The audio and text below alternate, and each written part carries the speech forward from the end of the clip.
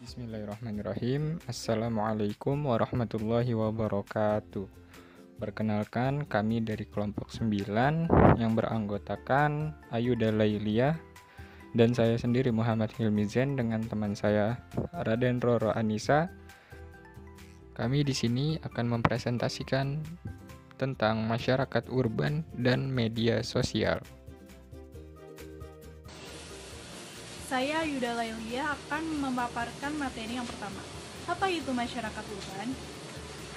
Sebelum kita mengetahui lebih dalam apa itu masyarakat urban, alangkah lebih baiknya kita mengetahui dulu apa itu masyarakat.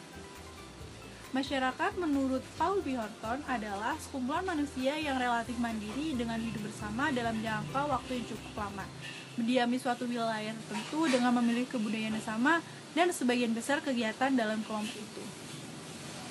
Kemudian, apa itu urban? Urban menurut Kamus Besar Bahasa Indonesia adalah berkenaan dengan kota, bersifat kekotaan, atau orang yang berpindah dari desa ke kota. Kemudian, urban menurut istilah adalah suatu daerah yang memiliki suasana kehidupan dan penghidupan modern yang mempunyai ciri-ciri kota atau menuju ke arah kota. Jadi, dapat disimpulkan bahwa masyarakat urban adalah sekumpulan manusia dengan gaya hidup modern, memiliki kehidupan yang berbeda dengan masyarakat desa, serta anggotanya relatif besar, dan mata pencaharian utamanya adalah berdagang dan industri. Masyarakat perkotaan atau urban community setidaknya perlu diketahui bahwa urbanisasi merupakan suatu proses berpindahan penduduk dari desa ke kota, atau dapat pula dikatakan bahwa urbanisasi merupakan proses terjadinya masyarakat perkotaan. Proses urbanisasi ini terjadi di seluruh dunia, baik negara maju maupun negara berkembang. Masyarakat urban atau masyarakat kota pada dasarnya merupakan masyarakat yang anggotanya terdiri dari manusia yang bermacam-macam lapisan atau tingkatan hidup, pendidikan, kebudayaan, dan lain sebagainya, di mana mayoritas penduduknya hidup dengan berbagai jenis usaha yang bersifat non-agraris, di mana masyarakat urban terbentuk juga dikarenakan lingkungan sosial kota yang heterogen, terspesialisasi, dan terdiferensiasi secara tajam sehingga mengharuskan kaum urban atau masyarakat urban secara institusional dan rasional perlu menentukan berbagai ketentuan dan aturan guna mengatur tata kehidupan, tingkah laku, dan interrelasi dalam kehidupan sosial. Selanjutnya, apa itu media sosial? Media sosial adalah platform digital yang memfasilitasi penggunanya untuk saling bersosialisasi, baik itu berkomunikasi atau membagikan konten berupa tulisan, foto, dan video. Segala konten yang dibagikan tersebut akan terbuka untuk publik secara real time. Ada beberapa pengertian menurut para ahli. Yang pertama, menurut B.K. Lewis, media sosial adalah suatu label yang merujuk pada teknologi digital yang bisa memungkinkan orang-orang untuk saling melakukan interaksi, produksi, dan berbagi pesan. Kemudian yang kedua ada Charles Brogan, di mana beliau mengartikan bahwa media sosial adalah suatu perangkat alat komunikasi yang di dalamnya memungkinkan untuk terjadi jenis interaksi baru. Dan yang ketiga ada dari Dave Kerpen yang mengartikan bahwa media sosial adalah suatu tempat kumpulan gambar, video, tulisan, hingga hubungan interaksi dalam jaringan, baik itu antara individu maupun antar kelompok seperti organisasi.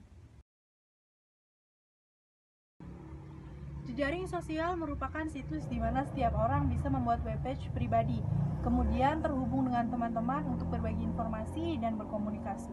Jejaring sosial yang banyak digunakan akhir-akhir ini antara lain seperti Facebook, Twitter, Instagram, dan TikTok.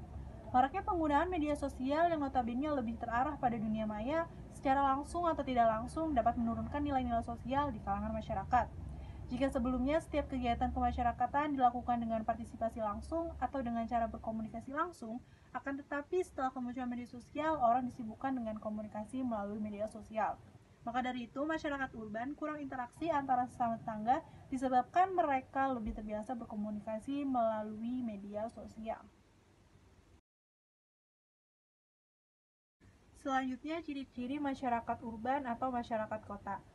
Menurut Sorjono Soekanto, pada masyarakat kota atau masyarakat urban ada beberapa ciri yang menonjol, Yang pertama, pada umumnya masyarakat kota dapat mengurus dirinya sendiri tanpa harus bergantung kepada orang lain. Yang kedua, masyarakat kota mempunyai jalan pikiran rasional yang menyebabkan interaksi-interaksi yang terjadi lebih didasarkan pada faktor kepentingan daripada faktor pribadi. Yang ketiga, jalan kehidupan yang cepat di kota mengakibatkan pentingnya faktor waktu, sehingga pembagian waktu yang teliti sangat penting untuk dapat mengejar kebutuhan-kebutuhan seorang individu. Dan yang terakhir, perubahan-perubahan sosial tampak dengan nyata di kota-kota karena kota biasanya terbuka dalam menerima pengaruh luar. Selanjutnya, ciri-ciri yang menonjol dari masyarakat kota atau masyarakat urban menurut L.I.M. Setiadi. Yang pertama ada kehidupan keagamaan berkurang apabila dibandingkan dengan kehidupan keagamaan di desa. Kemudian yang kedua, orang kota pada umumnya dapat mengurus dirinya sendiri tanpa harus bergantung pada orang lain. Yang penting adalah manusia, perseorangan atau individu. Yang ketiga, pembagian kerja di antara warga kota juga lebih tegas dan mempunyai batas yang nyata. Yang keempat, kemungkinan untuk mendapatkan pekerjaan juga lebih banyak diperoleh warga kota daripada warga desa. Yang kelima, interaksi yang terjadi lebih banyak terjadi berdasarkan pada faktor kepentingan daripada faktor pribadi. Yang keenam, pembagian waktu yang lebih teliti dan sangat penting untuk dapat mengejar kebutuhan individu. Dan yang terakhir, perubahan sosial tampak dengan nyata di kota-kota sebab kota biasanya terbuka dan menerima pengaruh dari luar. Selanjutnya yaitu ciri-ciri media sosial. Gamble, Terry, dan Michael dalam bukunya Communication Works menyatakan bahwa media sosial mempunyai ciri-ciri sebagai berikut. Yang pertama, pesan yang disampaikan tidak hanya untuk satu orang saja, namun bisa juga untuk berbagai macam orang. Contohnya seperti SMS dan email dan lain sebagainya yang sudah ada di media sosial saat ini. Yang kedua yaitu pesan yang disampaikan lepas tanpa harus melewati gatekeeper. Jadi dalam menuliskan pesan ya bebas-bebas saja bagaimana si penulis mengekspresikan pesannya. Yang ketiga yaitu pesan yang disampaikan semakin cepat. Seiring berkembangnya teknologi mulai dari 3G, 4G bahkan 5G pun sudah mulai terdengar, maka pesan pun akan semakin cepat tersampaikan. Dan yang terakhir yaitu penerima pesanlah yang menentukan kapan waktu untuk berinteraksi. Kenapa demikian? Karena pesan yang disampaikan melalui media sosial bisa diakses kapan saja dan di mana saja. Baiklah, selanjutnya akan membawakan perihal studi kasus tentang masyarakat urban dan sosial media. Studi kasus yang kami ambil di sini yakni dari jurnal milik Antika Hayati dengan judul Pola Hubungan Ketetanggaan di Masyarakat Urban, khususnya studi kasus di Kampung Osing, Jember. Yang paling kami perhatikan di sini yaitu mengenai perihal stratifikasi sosial yang mempengaruhi hubungan ketetanggaan. Stratifikasi sosial yang ada dalam masyarakat di Kampung Osing dapat terlihat dalam kehidupan sehari-hari. Contohnya, beberapa faktor pekerjaan membuat masyarakat mengalami stratifikasi sosial. Seperti yang kita ketahui bahwa stratifikasi sosial dapat terbentuk dari beberapa faktor, di antaranya status, pekerjaan, dan capaian pendidikan.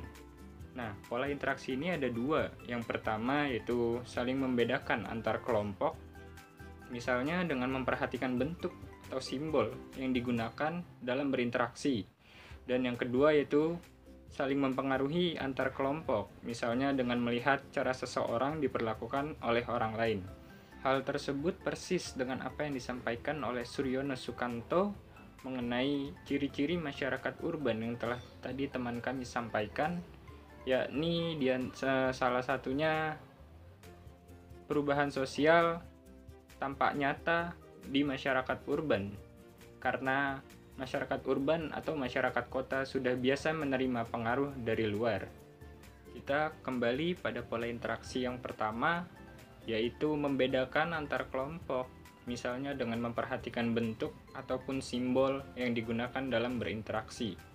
Contohnya, misalnya seorang anak kecil yang melihat temannya punya sepeda, tapi dia merasa, saya tidak punya sepeda. saya tidak usah mainlah sama dia, saya nggak enak, saya malu, seperti itu. Dan selanjutnya yang kedua yaitu interaksi yang mempengaruhi antar kelompok, misalnya dengan melihat cara seseorang diperlakukan oleh orang lain. Contohnya, si A melihat bahwa si B sedang diolok-olok oleh kelompok C dan kawan-kawannya. Nah, maka dari situ si A merasa, kenapa nih mereka melakukan itu pada si B, tanpa diketahui apa sebab dan akibatnya. Namun hal tersebut mempengaruhi si A. Maka kemudian ketika mereka berkumpul bersama, si A pun ikut-ikut meledek, ikut-ikut menjelek-jelekan si B. Hal demikian sangat sering kita jumpai pada kebiasaan konsumerisme yang melekat dengan manusia urban. Konsumerisme ini yaitu menilai sesuatu melalui apa yang dikonsumsinya. Contohnya pangan, sandang, papan, dan lain sebagainya. Seperti contoh, setiap orang memilih foto terbaiknya untuk diposting di sosial media, agar kemudian orang melihat akunnya dan kemudian menilai ia dengan foto terbaiknya. Wah, dia sangat indah, dia sangat menarik, dia sangat bagus dalam penyampaiannya. Sehingga kita dapat mengambil kesimpulan bahwa manusia urban sangat akrab dengan segala modernisasi. Oleh sebab itu, pandangan pertama setiap manusia akan sangat mempengaruhi bagaimana sikap mereka terhadap orang yang mereka pandang. Maka dari itu, sosial media sangat positif apabila digunakan untuk hal yang positif pula.